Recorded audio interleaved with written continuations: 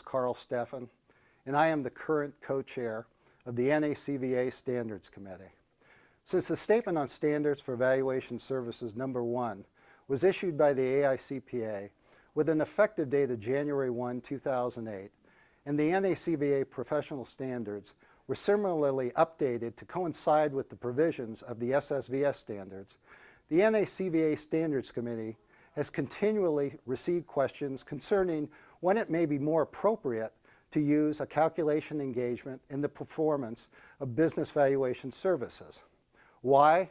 I believe it is because valuation analysts want to lower their fees for valuation services in order to be more competitive, and a calculation engagement is less expensive.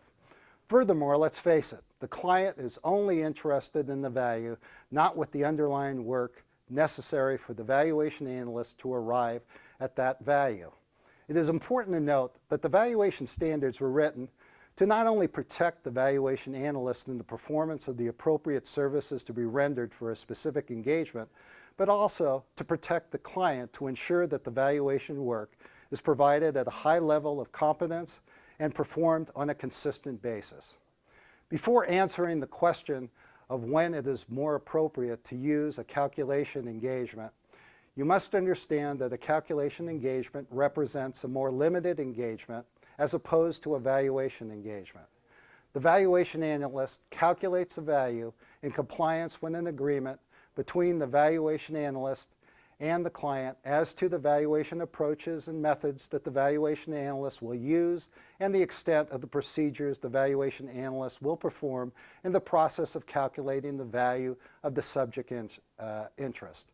In addition, the valuation analyst is required to include in his or her calculation report that had a valuation engagement been performed, the results might have been different. So when can a calculation engagement be more appropriate? In our office, we find that calculation engagements can be more appropriate for preliminary estate planning, preliminary mergers and acquisition analyses, and in determining values for settlement purposes and litigation.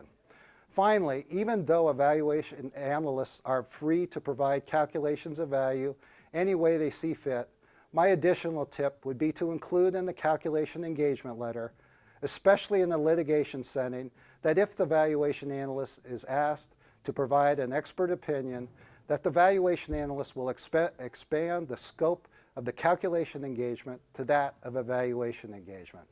Thank you.